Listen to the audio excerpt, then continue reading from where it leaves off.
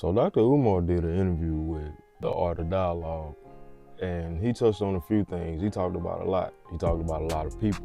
But one of the things that stood out to me was his take and what he feels about Black people who are in support of the Mexicans, Latinos, illegal immigrants that's getting deported in California with the ICE situation. I think it's sad that people are being stripped away from their families, places where they made their home. I will never support hurt or harm against another race. At the same time, I will not be joining the effort against the immigration. And the reason I don't work against the efforts against immigration. So for the Black people who are out there protesting to help the Latinos in California stay, I have no problem with them doing that if that's what they want to do. I'm not doing that because I know how racist Mexicans are against Black people. One of the reasons why I feel like I agree is because I got my full experience when it comes to, I think, racism and just how Mexicans feel about Blacks when I moved to California. When I moved to California, it showed me that Mexicans out here are somewhat different from the Mexicans and the Latinos in the South. I work with them in Texas, Louisiana, a couple from Mississippi where I'm from. They identify with us the most. They kind of like the ones that we consider to be niggas. That's why I said the other day when I did the Mexican OT video that, you know, it's not what you say, it's how you say it, and based on where you from and where you grew up at, you do get a pass. Do it make it right? No, but you get a pass. But when it comes to being out here in California, I look at racism like a person who come from the South where a lot of slavery went on, a lot of the plantations or stuff, you know, just these houses still exist. This history is still there. You still have to face some of the segregation when you go there. And you can read about this in your books when you're in school. This is being taught. So when you think about Black history and slavery and all that stuff like that, even in your history books, it's gonna show you where people were brought over here and they got put in these certain states that were in the South. So I feel like people don't consider it to be a big deal because it's a big world out here in California, true enough, but this is the only world that you know. Some people haven't been outside of California, and if you a person who Mexican or, you know, from any other race that's over here legally and was born and raised in California, you probably never even been back to your motherland, probably never even been back to your country. So the only thing you know is what you get out of the state of California. So that's kind of how I look at certain situations, especially when you're just talking about people out here versus people back at home, back in the South, because the only experience or the only way that you see it is based on the way that California see it, but you know no history. He also talked about how Black people are held to this standard where other people think that when it comes to defending situations like Gaza and what's going on in Palestine, that we supposed to be the first ones to advocate for this stuff when we got things going on in our backyard. I believe that we need to fight for ourselves. Art, I don't like the fact that every race considers Black people their de facto advocates and protesters. I don't like that. People automatically assume that African people are supposed to rush in the defense of other groups. I don't like that. When I didn't rush in defense of Gaza, although I said that I don't want to see anybody hurt, I don't want to see nobody murdered, I don't like the fact that Israel cut off their food, their water. That's wrong and I don't support it. But I won't be giving any energy to the effort until Haiti is free. I can't cry for Gaza. Until Congo and those child laborers in the Congo who are dying, I can't cry for Gaza, okay? Until the genocide in Ethiopia is over. Until the humanitarian crisis in Somalia and Sudan is over. Until my brothers and sisters in South Africa have repossessed themselves of their land and their resources. I can't cry for Gaza. It bothers me, Art, to see so many black people running around with Palestine flags. It bothers me, Art, to see so many black people running around talking about we got to stop the immigration crisis. I've never seen you with the Haitian flag yet. I've never seen you with the South Sudanese flag yet. I haven't seen you with the Somalia flag or the Ethiopia flag, but you all over the social media with the Palestinian flag. No Haiti, even in Africa, Art. Our brothers and sisters in Africa with the Palestinian flag, Palestinian Solidarity March. What about the Haitian Solidarity March and the Ethiopian and the Somalian Solidarity March? We would rather cry for other people than cry for ourselves. I will not support it. I agree with that too. Especially the Haiti situation. If you from Florida, it's like, make it make sense. So some of these things that he said, you know what I'm saying,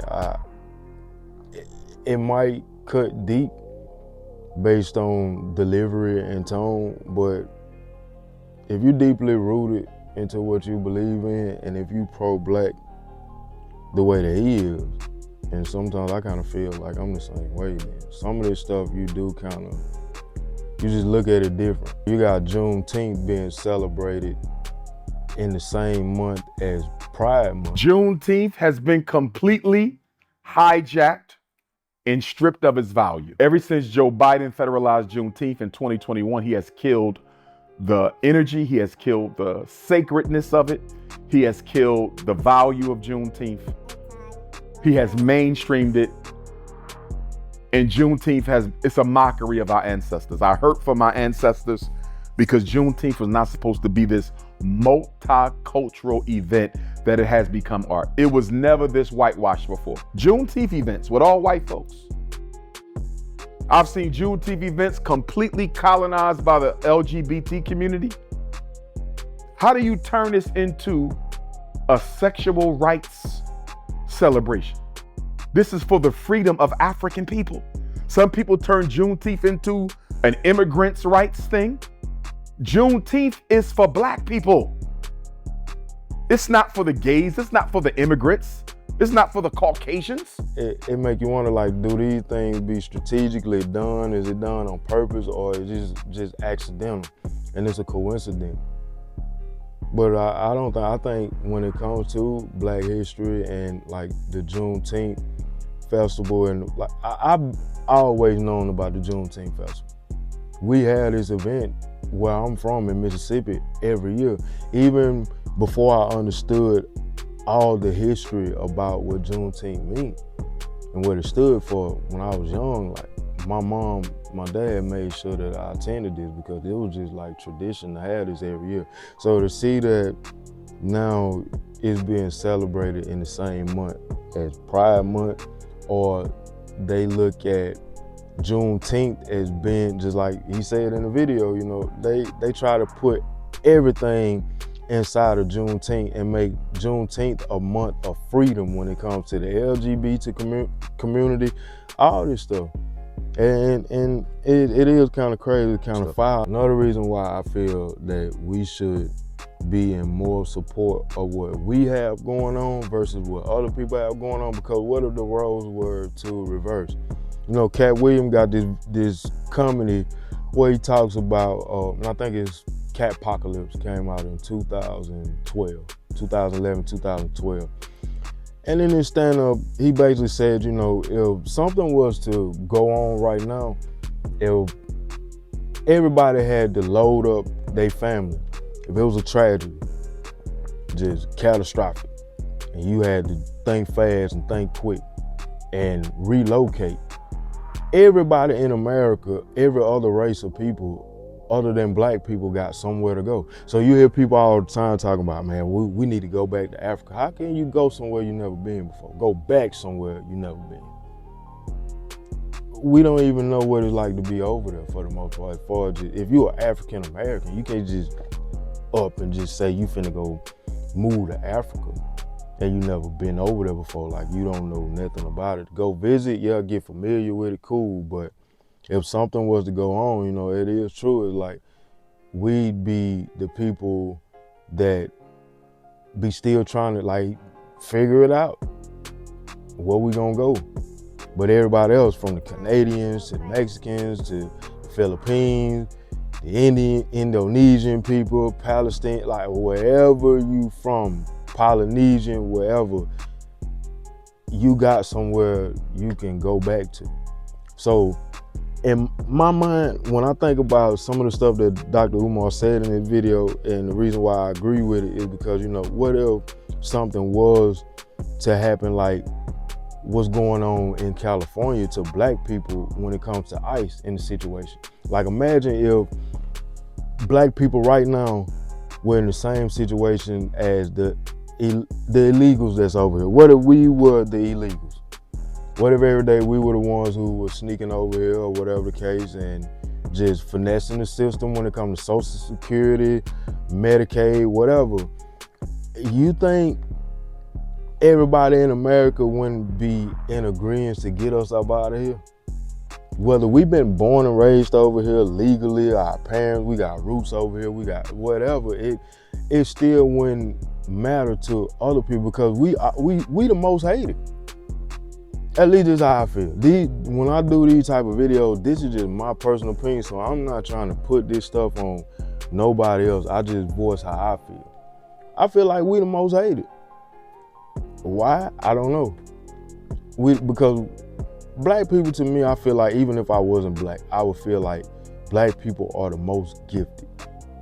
We are. We're the most talented, we're the most passionate, we're the most gifted. We show love different. It's just a lot of things about just being black that, you know, if you had to start life all over again, it's just me, I wouldn't choose no other color. So when I'm speaking on certain things, it's just me and how I personally feel, because like I said earlier, sometimes I feel like I'm pro-black. And I take a lot of things to the heart when it seems like we just don't get treated right. We don't get treated fairly. And you know, if it was, the roles were reversed. If my people in the South, Louisiana, Texas, North Carolina, South Carolina, Tennessee, Georgia, wherever you from, Florida, if you was going through anything right now as far as just, I'm talking about black people as a whole, just the African-American race.